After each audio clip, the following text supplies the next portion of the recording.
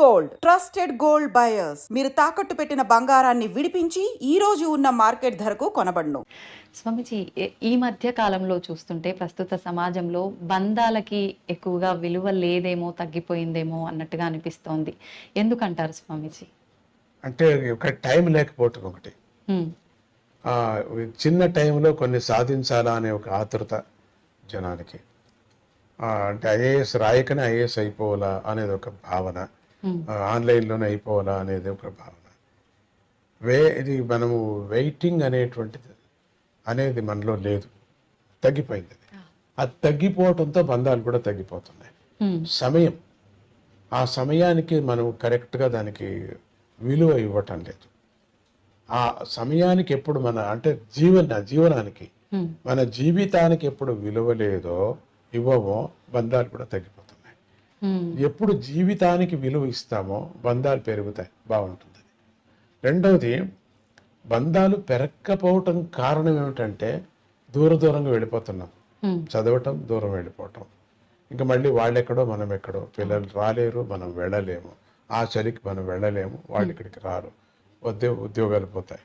ఒక అమెరికానే కాదు, అన్ని దేశాలకు వెళ్ళినప్పుడు మాటికి రాలేము, మాటికి మనం వెళ్ళలేము. కాబట్టి దీంతో ఏమవుతుంది, అమ్మమ్మ, నాన్నమ్మ, బాపాయ్ ఇవన్నీ పోయాయి, తగ్గిపోతున్నాయి. బంధాలు తగ్గిపోతున్నాయి. ఎప్పటికెప్పుడు ఇప్పుడు ఎక్కడెక్కడ ఎవరు మాత్రమే ఉన్నామో వాళ్ళు మాత్రమే బంధాలేమో అని చెప్పుకోవచ్చు. వాళ్ళందరూ స్నేహితుల్లాగా తయారైపోతున్నారు. ఎప్పుడో రావటం, మనకు అంత ప్రేమ పుట్టదు. పిల్లలు చూసినప్పుడు కూడా ముసలాళ్ళకి అంతగా పుడతావు, ఎందుకంటే దగ్గర పెరగలేదు కదా, వాళ్ళు అమ్మమ్మ దగ్గరికి పెరగలేదు. ఈ వాతావరణం చూసి చాలా ఆనందపడి పోతున్నారు, కానీ అమ్మమ్మ మీద పడటంలే. ఫెసిలిటీస్ చాలా ఆనందంగా ఉంది, అక్కడ పోతే అక్కడ ఆనందంగా ఉంది, ఇక్కడ పోతే వస్తువుల మీద ఆశ ఎక్కువ పెరిగిపోయింది, కాబట్టి బంధాలు తగ్గిపోతున్నాయి. అంటే చిన్నప్పటి నుంచే పిల్లలకి మనం ధర్మాన్ని ఆచరించడం కనుక నేర్పిస్తే అంతా మన సంస్కృతి సాంప్రదాయాల్ని, మన సంపదని మనం కాపాడుకునే వాళ్ళం అవుతా ఉంటారు. అందుకే కదా భగవద్గీతని పట్టుకున్నాం. ఆచరించడం అంటే ఏంటి స్వామీజీ? ఎలా ఆచరించాలి? ధర్మాన్ని ఆచరించడం అంటే ఏంటి? ఆచరించడం అంటే ఇప్పుడు స్వామీజీ ఏమి నేర్పిస్తున్నారో భగవద్గీత, దాన్ని నేర్చుకుంటే ఆచరించడం లెక్క. చెప్పవలసిన పని లేదు. భగవద్గీత చదువుతున్నాం, దాని అర్థం తెలుసుకుంటే అది ఆచరించండి, ధర్మం ఆచరించే పని అయిపోతుంది. అదంతకదే బంధాలు పెరుగుతాయి. అమ్మ అంటే ఎవరు, నాన్న అంటే ఎవరు చెప్పవలసిన పనే లేదు. అందుకని ఇండైరెక్ట్ గా నేను దీన్ని పట్టుకున్నాను, అంతే. నేను డైరెక్ట్ గా ఇట్లా చెప్పండి, ఇట్లా చేయాలంటే ఎవరికి ఇష్టం లేదు. పోనీ చెయ్యి అంటే దాంట్లో ఉంటుంది, అది పట్టుకుంది. అంటే మీరు అన్నట్టు ఏదైనా సూటిగా చెప్తే వినరు, వేరే విధంగా చెప్పాలి, అదే దాన్నే నేను పట్టుకున్నాను. స్వామీజీ, ఈ ప్రస్తుత కాలంలో యువతలో ఆధ్యాత్మిక చింతన అనేది చాలా తక్కువగా ఉంది. లేదు, తప్పది, ఎక్కువైంది ఇప్పుడు. అంతే అంటారా? చాలా ఎక్కువైపోయింది, ఇప్పటికి ఎక్కువ అయిపోయింది. మనకు తక్కువైంది అనే వాళ్ళు ఎక్కువ కనపడుతున్నారు కాబట్టి మనం అట్లా అంటున్నాం. కానీ ఇంకా డీప్గా వెళితే మీరు దాన్ని 5-6 మందిని పిల్లల్ని పెట్టి ఒక టీం లాగా తయారు చేసి మీరు రీసెర్చ్ చేస్తే యువతరానికి ఎక్కువ వచ్చేసింది ఇప్పుడు. స్వామీజీ, మన ఆలయం విషయానికి వస్తే, చింతామణి గణపతి ఆలయం విషయానికి వస్తే, మనకు ఎక్కడ కూడా ఇటువంటి ఆలయం అనేది ఉన్నట్టుగా మేమైతే వినలేదు స్వామీజీ. మీకెందుకు తెలుగు రాష్ట్రాల్లో స్వామివారిని ఇక్కడ ప్రతిష్ఠించాలని అనిపించింది? హిమాలయాల్లో నేను చూసినటువంటి స్వామిని దర్శనం చేశా. అది దగ్గర వెళ్ళి హిమాలయానికి వెళ్ళినప్పుడు నేను కింద ఉంటుంది అది, అక్కడికి వెళ్ళినప్పుడు జమ్మూ కాశ్మీర్ దగ్గర ఉంది. వెళ్ళినప్పుడు స్వామిని చూసినప్పుడు అంతే అనుకున్నా. అప్పుడు ఎందుకు ఇక్కడికి రావాల్సి వచ్చింది, ఆ గణపతి ఇక్కడ కనపడ్డాడు మానసికంగా. అందుకని అక్కడ ఆ చింతామణి చింతలు తీరుస్తాయి, ఆశలు తీరుస్తాయి. వెళ్ళి దాన్నే ఏం చేశారు, చింతామణి పేరు పెట్టుకున్నారు. కానీ ఆ కాశీలో అప్పుడు అనిపించింది స్వామికి, ఇది మనం తెలుగు రాష్ట్రాల్లో మనం ఇక్కడ పెడితే బాగుంటుంది, ఇక్కడ ప్రతిష్ట చేస్తే బాగుంటుంది అనుకున్నాను, అంతే. దానికి కావలసిన శిల్పం అది అంతా నేను అనుకోలేదు. ఒక బండరాయిని ఒక శిల్పి దగ్గర చూస్తే స్వామి గణపతి లాగా కనపడుతుంది, అయితే చెయ్యి, దాన్నే చెయ్యి. అంతా వాడి యొక్క కృపతో ఈ ఒక ఈ గణపతిని ఇక్కడ రావటం, మనసులో మూడటం, వీళ్ళందరికీ కూడా మంచిది కలగాలనే దృష్టితో తెలుగు రాష్ట్రంలోనే పెట్టాలని తానే చెప్పాడు. గణపతినే నా మనస్సులో ప్రేరేపణ చేశాడు, తీసుకొచ్చి పెట్టాడు. 32 గణపతుల విశిష్టత స్వామిజీ. ముద్దుగల గణపతిలో 32 గణపతుల యొక్క మహిమను చెప్పుకొని పెడతారు. ఒక్కొక్క గణపతిని ఉపాసం, మనమంతా కోరికలు వాళ్ళం కదా, మనుషులందరూ కోరికలు వాళ్ళే. ఒక్కొక్క 32 కోరికలు తప్పితే ఇంకేం లేవు. తిరగవేస్తే ఇచ్చినా కూడా అన్నీ ఉన్నాయి. లెక్క వేసేస్తే ఎవరెవరికి ఏ దురాశ కానీ, ఎంత ఆశ కానీ, మంచి ఆశ కానీ, చెడు ఆశ కానీ అన్నీ ఒక పట్టీలాగా రాస్తే అయ్యే 32 మా గ్రూపులు అవుతాయి అంతే. 32 గ్రూపులు అవుతాయి. ఆ 32 గ్రూపులకు కూడా ఆ ఆశ తీరేటట్టుగా ఆ స్వామిని ముద్గల పురాణంలో తానే ఆ 32 వేషాలతో వచ్చి కాశీరాజుని భ్రమించి, కాశీరాజు తన యొక్క రాజ్యంలో తాను ఉండిపోతాడు, శివుడి యొక్క రాజ్యంలో తాను ఉండిపోతాడు, వరం ఇస్తాడు ఉండు అని. కానీ శివుడికి మాత్రం అక్కడ ఉండాలనిపిస్తుంది. దివోదాస్ అని ఆయన పేరు. ఆ దివోదాసుకు ఉండాలనిపిస్తుంది. ఆ దివోదాసు ఉండిపోతాడు అక్కడ, కాశీ వదలడు. శివుడికి మాత్రం కాశీ రావాలి, ఎందుకు కాశీ మోక్ష ప్రధానమైనటువంటి అన్ని ప్రళయం వచ్చినా కూడా త్రిశూలంలో పట్టుకుంటాడు. అటువంటి క్షేత్రాన్ని బోళాశంకరుడు కదా ఆత్మలింగాన్ని రావణుకి ఇచ్చేశాడు, తన రాజ్యాన్ని కూడా ఇచ్చాడు, తన ప్లేస్ అది ఇచ్చేశాడు. అప్పుడు మళ్ళీ అనిపించింది రావాలని. ఆ దివోదాసుని దూరం చేయటానికి ఈ గణపతి నేను చేస్తాను నాన్న అని చెప్పి 32 వేషాలతో అక్కడున్న తమో గుణంతో ఉండినటువంటి జనం, వాళ్ళందరూ సత్వగుణం అయితే వదిలేసేవాడు, తమో గుణంతో అహంకారం వచ్చేసింది వాళ్ళకు. వాళ్ళందరినీ తొలగించటానికి, వాళ్ళకు ఉండినటువంటి ఆశలు తీరుస్తానని యంత్ర మంత్ర ధూపాలతో, ఈ అవతారాలతో వాళ్ళందరికీ చంచలం పట్టించి వాళ్ళకి నిజమైనటువంటి మార్గాన్ని తప్పించేసి దివోదాసు కొనాకు వెళ్ళిపోతాను, నాకు వద్దు ఇదేని. అప్పుడు శివుడు వస్తాడు అక్కడికి. ఇది కథ అది. అందుకని 32 గణపతుల అవతారము వినాయకుడు చేసినటువంటి అవతారం.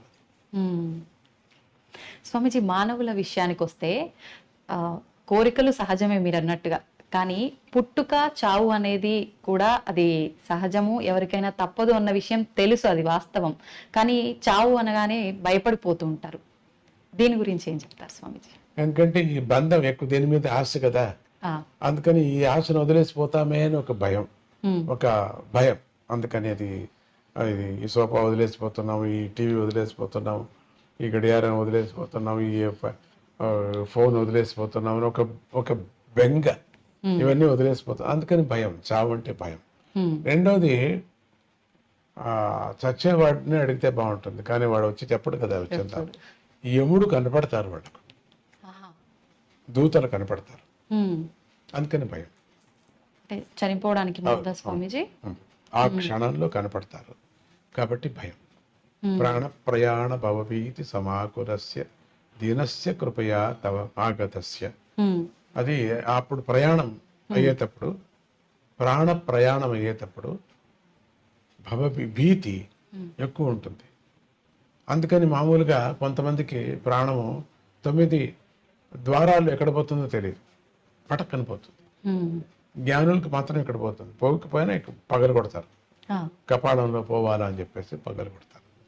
కాబట్టి అప్పుడు అందరికీ కూడా ఈ ప్రపంచం మీద ఎక్కువ ఆశ ఉంది కాబట్టి దీన్ని వదలకోకుండా, బంధువుల మీద ఆశ ఉండదు, థింగ్స్ మీద, డబ్బు మీద ఫస్ట్. బంధువుల మీద ఓన్లీ 1% ఆర్ 2% అంతే. మిగతాదంతా 99 భాగాలంతా థింగ్స్ మీద, తిండి మీద, ఇవన్నీ వదిలేస్తున్నామని భయం. అవును స్వామీజీ, భక్తి అంటుంటారు, నిజంగా భగవంతుడి విషయంలో చూపించే భక్తి ఏ రకంగా ఉండాలి స్వామీజీ? భక్తి అంటే సమర్పణ భావం. రెండవ థాట్స్ లేనటువంటిది, నమ్మకం. ఇప్పుడు బస్సు నడుపుతున్నాడు, ఏ నమ్మకం మీద మీరు కూర్చున్నారు? పడవ నడుపుతున్నారు, ఏ నమ్మకం మీద మీరు కూర్చున్నారు? నమ్మకం. యాక్సిడెంట్ చేయొచ్చు వేరే విచారంగా, అది వేరే. అంత నమ్మకము నీకు. ఒక డ్రైవర్ మీద 45 మంది ప్రాణం ఎట్లా నమ్ముకున్నారో అన్ని పోతాయి. ఎప్పుడూ యాక్సిడెంట్ ఏం కాదు కదా, ఏదో సందర్భానుసారంగా ఎట్లా నమ్ముకున్నామో ఆ నమ్మకమే భక్తి. అటువంటి భక్తిని పరమాత్మ మీద పెట్టాలి. ఎవరు తెలియనటువంటి ముక్కు ముసలి తెలియనటువంటి వాడికి 40 రూపాయలు ఇచ్చి చార్జ్ తీసుకుని వాడిని నువ్వు నమ్ముకొని కూర్చుంటావే, భగవంతుడి మీద ఎందుకు నమ్మకూడదు ఉంటుంది. ఇది పెద్ద ప్రయాణం మంది. బస్సు ప్రయాణం 2 గంటలు 4 గంటలు 5 గంటలు. ఈ మన ప్రయాణం, మనిషి ప్రయాణం జీవమాన పర్యంతరము. మనం నడిపేటువంటి డ్రైవర్ ఎవరు? భగవంతుడు. వాడిని నమ్మటమే భక్తి. స్వామీజీ, మనం ఒక మానవ జన్మ తీసుకున్నాము అని అంటే అసలు ఈ బంధాలు, బంధుత్వాలు, కోరికలు వీటిలోనే కొట్టుమిట్టాడుతున్నాం. నిజంగా ఇవన్నీ లేకుండా మోక్షం పొందడం, భగవంతుడిలో ఐక్యం అవడం కోసమే మానవ జన్మ తీసుకున్నాం అంటారు. ఏంటి స్వామీజీ అది నిజమైన? ఇది అనుభవించారు. ఎందుకంటే ముందుగానే ప్రశ్న అడిగారు, బుద్ధికా కర్మ, కర్మకా బుద్ధి. ఆ కర్మ ఉంది కదా, పోదు కదా.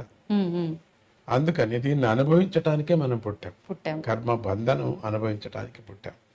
ఈ కోరిక, అందుకని ఈ కోరికలు వస్తాయి, ఒకదానికోటి పేర్కొని పోతున్నాయి కానీ వదిలించుకోవటం లేదు. అందుకని అన్ని కోరికలు వదిలేసి నువ్వు పరమాత్మ స్మరణ చేయని పెద్దలు చెప్పడం కారణం అదే. ప్రతినిత్యం ఒక కోరిక, ప్రతినిత్యం ఒక కోరిక, కొత్త కొత్త కోరిక. పాతవి మర్చిపోతున్నాం, కొత్తది కోరుతున్నాం. కానీ భగవంతుడు అట్లా కాదు, పాతది కూడా నెరవేరుస్తాడు. పాతది నెరవేర్చే పాతది నెరవేర్చాలని మళ్ళీ జన్మని ఎత్తాలి కదా. భగవంతుడు మాట అబద్ధం కాకూడదు కదా. నువ్వు అడిగావు కదా 3 రోజుల కిందట, కానీ చాలా కోర్టులో హీరింగ్ ఉంది, చాలా రోజులు అవుతాయి పట్టింది, ఇప్పుడు తీర్మానం అయింది, ఇప్పుడు నువ్వు అనుభవించు, నువ్వు లేవే, ఎత్తు జన్మ, నెక్స్ట్ అనుభవించు. అందుకని కోరికలే కోరకూడదు అనటం కారణం ఇదే. ఎత్తటం, జన్మ ఎత్తటం. ఎలా సాధ్యపడుతుంది స్వామీజీ కోరికలు లేని స్థితి రావటం అనేది? అందుకనే కదా, స్థితి పడదు కాబట్టి మళ్ళీ జన్మలు ఎత్తుతూ ఉన్నాం. ఆ స్థితి రాదు. స్థితి రావాలంటే బలంగా మనం సద్గురువు నమ్ముకోవాలా, చెప్పినట్టు వినాలా. 10 కోరికలు ఒక కోరికైనా తీరని 9 కొట్టేస్తూ రావాలంతే. ఆ స్థితి రావటం అంటే మోక్షం పొందడమేనా స్వామీజీ? లేదు, మోక్షం ఆనందాన్ని పొందడం. మోక్షం అంటే ఆనందం కదా, ఆనందాన్ని పొందడం. మీరు అది కావాలి ఇది కావాలంటే అయ్యలేదు. కోరికలు తీరాలా, హ్యాపీగానే ఉండాలా, అక్కడ కూడా హ్యాపీగా ఉండాలంటే వీలు లేదు. మనం చేసింది అక్కడ ఉంటుంది. అంటే మనం ఒక మనిషిగా ఉండి ఈ కోరికలు తీర్చుకుంటూ మళ్ళీ జన్మ రాకుండా ఉండాలి అని అంటే ఒక వ్యక్తి చేయాల్సిన కార్యం ఏంటి? అదే గురువుని ఆశ్రయించాలా, గురువు చెప్పినట్టు వేదాంత వాక్యాన్ని వినాలా, ప్రాక్టీస్ చేయాలి. గృహస్థుడుగా ఏం చేయాలో ఆ ధర్మాన్ని చేయాలి. అంత మాత్రమే పాపం అది. అంత మాత్రం, దాంట్లో కూడా పాపం ఉంది, అంత మాత్రమే పాప పుణ్యాలు. అంత మాత్రంతోనే తృప్తిగా ఉండాలా. అది జీవనంతో శాంతిగా సమదృష్టితో ఉండాలా. ఊహపోహలు ఉండకూడదు. ఊహపోహలు ఒకరోజు నిజమైపోతాయి. అందుకని ఊహపోహలు కూడా ఉంటే బాగుండు, ఒకరోజు అయిపోతావు. ఊహలు కూడా లేదు. పరమాత్మనే భజిస్తూ ఉండాలి. అదే ఊహ. భగవంతుడిలో చేరాలి. అది మంచి మంచి కథలు, మంచి మంచి విచారాలు వింటూ ఉంటే దాంట్లో విహరిస్తూ ఉంటాయి. రేపు పొద్దున్న నీకు అదే కళ కనపడుతూ ఉంటుంది. మీరు పరీక్ష చేసి చూడండి మరి కావాలంటే. అదే ఊహలో ఉంటే ఇదే కనపడుతుంది మనకు. మళ్ళీ అదే కావాలి, మనకు అదే కావాలి, ఇట్లే ఉండాలి, అట్లే ఉండాలి అనిపిస్తుంది. ఈ ప్రపంచంలోనే ఉంటూ మోక్షం కావాలంటే ఎట్లా అవుతుంది? ఇంపాసిబుల్. అంటే ఖచ్చితంగా మనం జన్మ తీసుకుంటూనే ఉంటాం కానీ అదైతే సాధ్యపడదు. కోరికలు కోరుతున్నాం కాబట్టి. అవును, కోరికలు లేకుండా ఉండాలి మనం. అప్పుడు జన్మ తగ్గుతుంది. ఒకే రోజు తగ్గదు, ఒకటోటిగా పోతూ తగ్గిపోతుంది. స్వామీజీ, మనం చేసే కర్మను బట్టే మనకు జీవితం ఉంటుంది కదా మీరు అన్నట్టుగానే. ఇప్పుడు కానీ కొంతమంది చెప్తూ ఉంటారు స్వర్గం నరకం ఉంటుంది, మనం ఖచ్చితంగా దానికి సంబంధించి ఆ మూల్యాన్ని చెల్లించుకోవాల్సి ఉంటుంది అని చెప్పి. నిజంగా అవన్నీ నమ్మొచ్చు అంటారా? ఖండిత. ఇప్పుడు ఎందుకు నమ్ముతారైతే? కోర్టు కచేరీ ఉంది కదా ఇప్పుడు. ఎందుకు నమ్మాలి మనం? ఎవరు చేశారు ఇది? మనవాళ్ళు చేశారు కదా. ఎవరు మీరు? మనుషులే కదా. ఎవరు సంవిధానం చేసుకున్నారు? మనుషులే కదా. ఎవరు ఈ తీర్మానం చేశారు మంచిది చెడ్డదని? మనుషులే కదా. అట్లానే మంచిది చెడ్డది చేసిన వాళ్ళు ఆ దేవతలు మనకు చేశారు కాబట్టి ఇక్కడ నువ్వు తప్పించుకోవచ్చు, చాలా కష్టపడి తప్పించుకోవచ్చు. ఈరోజు ఏదేదో అందరిని చంపిన వాళ్ళంతా హాయిగా తిరుగుతున్నారు, తప్పించుకున్నట్టే కదా లెక్క వాళ్ళు. అయితే పరమాత్ముడి దృష్టిలో తప్పించుకోరు వాళ్ళు. వాళ్ళు అక్కడ ఉంది, అక్కడ అనుభవించక తప్పదు. స్వామీజీ, భగవంతుడికి సేవ చేయడంతో సమానమైనది మానవ సేవే అని అంటుంటారు. నిజంగా మానవుడికి సేవ చేసుకుంటే భగవంతుడికి సేవ ఖండితం. ఒకటి చేసినట్టే. నొప్పి పడిన వాటికి నీడీ పర్సన్కి అన్నం పెట్టడం మంచిదే కదా, ఒక కుక్కకి అన్నం పెట్టడం కూడా మంచిదే కదా. ఉమ్, అది అన్ని దాంట్లలోనూ పరమాత్మని చూడు అనే భావన ఎవరికి వచ్చిందో వాళ్ళు మానవ సేవ చేస్తున్నారు. భగవంతుడు అట్లే చూస్తున్నారు. వాళ్ళు మానవుల్లాగానే చూడటం లేదు, ఉమ్, మానవుల్లో ఉండిన బాధ చూస్తున్నారు, ఉమ్, మానవుల్లో ఉండిన ఆకలి చూస్తున్నారు. దానికి మనం సేవ చేస్తున్నాం. కాబట్టి పరమాత్ముడిని అన్ని జీవుల్లోనూ ప్రత్యక్షంగా అనుభవించి భోంచేసేవాడు. అబ్బా ఎంత బాగుంది, మనం ఏమిచ్చినా చాలు ఉమ్. అనుభవిస్తున్నాడు. కాబట్టి పరమాత్ముడిని మానవుల్లోనే చూసుకో, మాధవ సేవ అన్నారు. మ్మ్. స్వామీజీ, మీ గురించి చెప్పాలి అంటే భక్తుల మాటల్లో మేము చాలా వరకు చాలా గొప్పగా విన్నాం. నిజంగా ఇప్పుడు ఈ తరం వాళ్ళు ఒక 30-40 సంవత్సరాలు పైబడినాయంటేనే వారి నిత్య జీవితంలో చేసుకోవాల్సిన విధానాలు, ఆ పనులే సరిగ్గా చేసుకోలేకపోతూ ఉంటారు, ఇబ్బంది పడుతుంటారు. కానీ మీరు ఇప్పుడు చేసే ఈ పుణ్యకార్యాలు ఏదైతే ఉన్నాయో మేమందరం కూడా నిజంగా చాలా నేర్చుకోవాల్సిన విషయాలు. నిజంగా ఇదంతా ఎలా సాధ్యపడుతుంది స్వామీజీ? అది అమృతం, నీకు అమృతం ఎట్లా వచ్చింది అన్నట్టుగా ఉంది మీ మాట. మ్మ్. వచ్చింది. నాకు ఎట్లా సాధ్యపడిందంటే నన్ను నేను వచ్చాను ఎట్లా వేసుకోవటం, ఏమయ్యా ఎట్లా వచ్చింది, వచ్చింది, అట్లా వచ్చేసింది. అంటే మీరు అది ఎలా వచ్చిందో సెలవిస్తే మాలాంటి వాళ్ళకు ఉపయోగపడుతుంది కదా స్వామీజీ. మ్మ్. అయ్యా తీపు చెప్పు, తీపుని గురించి చెప్పు. ఓ చంద్రుడు, అయ్యో చంద్రుడు నీ శాంతిని గురించి చెప్పు. మ్మ్. ఏ గంగా నీ పాపం వెళ్ళేది ఎట్లా చెప్పు. ఓ చల్లదనాన్ని గురించి కొంచెం ఎక్స్ప్లెయిన్ చేయలేము. అనుభవించు. మ్మ్. 10 మందిని అనుభవిస్తున్నారు కదా, అదే నా అవతారం, మ్మ్. అదే నా యొక్క వాళ్ళకి నేను ఇచ్చేటువంటిది. వాళ్ళు నా మీద ఆశపడుతున్నారు అంతగా, కాబట్టి అనుసరిస్తున్నారు వాళ్ళు. మ్మ్. నాకు దాంట్లో ఏమీ నాకు అనిపించదు వీళ్ళు అనుసరిస్తున్నారు అని గొప్పతనం కానీ, అయ్యో వీళ్ళు వదిలేసి వెళ్ళిపోయారు మ్మ్. అని నాకు కష్టం కానీ ఏమీ లేదు. రెండూ లేవు. ఆ. అది లేనప్పుడు ఇది లేదు, ఇది లేదు, అది రెండూ లేవు. స్వామీజీ, ముగించే ముందు చివరగా యువతకు మీరు ఒక మంచి సందేశం ఇవ్వాలి అంటే ఎటువంటి సందేశం ఇస్తారు? యువతకు చెప్పటం ఏంటంటే విపరీతమైన ఆశ పడద్దండి. మన దేశం అమృతమైనటువంటి దేశం, దీంట్లో అన్నీ దొరుకుతాయి మనకు. వేరే దేశాలకు వెళ్ళాలా, వేరే చోట ఎక్కువ పని చేయాలా, ఎక్కువ డబ్బు ఏది శాశ్వతం కాదు. ఎంత చేసినా కూడా మన దేశం మనకు. మనం ఇక్కడ ఎందుకు పరమాత్ముడు పుట్టించాడు, దీన్ని మనం సార్థకం చేసుకోవాలా. నువ్వు ఎందుకు అక్కడ పుట్టలేదైతే, ఎందుకు ఇక్కడ పుట్టించాడు? బలవంతంగా మనం అక్కడికి వెళుతున్నాం కదా, వెళ్ళండి. సంతోషం, పేరు, డబ్బు సంపాదన చేయండి. మన మాతృభూమిని మర్చిపోవద్దండి. యువకులందరికీ నేను చెప్పేది, ఒకవేళ రావటానికి వీల్లేదు అన్నప్పుడు కూడా మాతృభూమిలో జరిగేటువంటి కొన్ని మంచి పనులు బీద వాళ్ళకి సహాయం చేయండి. యువతరానికి చెప్తున్నా నేను, సహాయం చేయండి. రెండోది, ఇక్కడ ఉండేటువంటి యువతులు కూడా ఒక ఆశపడి నేను చేయలేదే, నాకు రాలేదే అని దుఃఖంతో బతకద్దండి. సంతోషంతో ఉండండి. వచ్చినటువంటి ప్రాప్తి మీకేముందో దాంతో ఫిక్స్ అయిపోండి. ఊహాపోహలతో సకారాత్మకమైన జీవితాన్ని మనం జీవించాలి, కానీ ఊహాపోహలతో మనస్సు చెడుపుకొని జీవితాన్ని మనం పాడు చేసుకోకూడదు. సకారాత్మకమైనటువంటి ఏ జీవితం ఉందో సక్రమంగా మనం ఉండటానికి మనం ప్రయత్నం చేయాలి. అని చేస్తూ నేను చెప్పను, గురువులకి, దేవుళ్ళకి, తల్లులకి అందరికీ నమస్కారం చేస్తూ ఎప్పుడు ఉండమని నేను చెప్పను కూడా.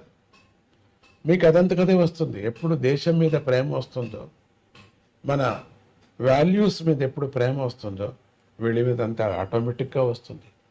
దీని మీద నేను ప్రైవేట్గా నేను చెప్పాల్సిన పని లేదు మీకు. కాబట్టి ఎవరెవరి నమ్మకం వాళ్ళకి, ఎవరెవరి రుచి వాళ్ళకి. ఒక్కొక్కరికి ఒక్కొక్క రుచిగా ఉంటుంది. ఒకరికి కాఫీ రుచి, ఒకరికి టీ రుచి, ఒకరికి ఏమి వద్దు మంచిది. ఉడుకు నీళ్ళే రుచి కొంతమందికి. అందుకని ఆ రుచుల ప్రకారంగా బుద్ధి, బుద్ధి ప్రకారంగా కర్మ, ఇట్లా అన్నాడు. అది పెద్ద సబ్జెక్ట్, వదిలేండి మీకు. అట్లా చెప్తూ మన దేశంలో లేనిది మాణిక్యం ప్రపంచంలో ఎందుకు వచ్చారు? బయట దేశం వాళ్ళందరూ మన దేశానికి జరబడ్డారు. ఒకరు తప్పితే ఒకరు జరబడ్డారు, అన్నీ ఎత్తుకుపోయారు. ఇంకా ఉన్నాయి వనరులు, మనకి ఇంకా ఉన్నాయి. దాంతో మనం చక్కబెట్టుకుందాం. దాన్ని మనం అనుభవించటానికి ఏం కావాలో మనం చూసుకో. ప్రేమ ఎక్కడా దొరకదు. అమ్మా, అమ్మమ్మ, నానమ్మ వెళ్ళి చూడడానికి బయట దేశంలో లేదు. అమ్మమ్మ లేదు, నాన్నమ్మ లేదు. అందరూ ఓల్డేజ్ హోమ్కి చేరిపోయి ఉంటారు. ఏది ఇప్పుడు అమ్మమ్మ అని వెళ్ళి కౌగిలించుకుంటాం. ఏది వాళ్ళకి అమ్మమ్మ లేదు, ఏమీ లేదు. ఎంత అనుబంధాలు ఉన్నాయి ఇక్కడ, ఎంత ప్రేమ ఉంది ఇక్కడ. మరి ఎంత మంచి పంట పండుతుంది మనకు, ఎన్ని అభిమానాలు ఉన్నాయి మనకు, ఒకరికొకరు స్నేహ హస్తం సహాయం చేయాలనేది ఉంది మనకు. బయట దేశంలో పక్కింటి వారికి బాట లేదు, ఏమీ లేదు. అందరూ తలుపులు వేసుకొని ఉంటారు. అది ఆ ఊరు ఎట్లా ఉంటుందంటే, నేను మాట చెప్పకూడదు, ఎవరు లేరేమో అనిపించేవాదా ఉంటుంది. మనం చూడండి, రాంటి పల్లెలకి కళకళ కళకళ కళకళ కళకళ కళకళ ఆడుతుంటుంది. పరమాత్ముడి యొక్క సృష్టి, జీవన విధానం మనకు భారత భూమి నేర్పిస్తుంది. సక్రమంగా చేసుకుంటే మనకు మనదే స్వర్గము, మన భారత భూమి స్వర్గము. డిప్రెషన్లో వెళ్ళొద్దండి, డిసప్పాయింట్ కావద్దండి, కడుపు మంట వద్దు మనకు. వాడు తెచ్చుకున్నామంతే అనుకుంటూ తృప్తి జీవితాన్ని గడుపుతూ మీకు, మీ ఇంటికి, మీ చుట్టుముట్టు వాళ్ళకు, మీ యొక్క మిమ్మల్ని ఏలుతున్నటువంటి ప్రజాప్రతినిధులకు, ప్రజలకు అందరికీ మీరు సహాయం చేయండి. జై గురుదత్త, శ్రీ గురుదత్త. చాలా సంతోషం స్వామీజీ. మిమ్మల్ని చూస్తేనే చాలా అనుకున్నాను, కానీ మీ ముందు కూర్చొని ఇంతసేపు మీతో మాట్లాడడం అనేది నిజంగా నేను ఏ జన్మలోనో చేసుకున్న అదృష్టం.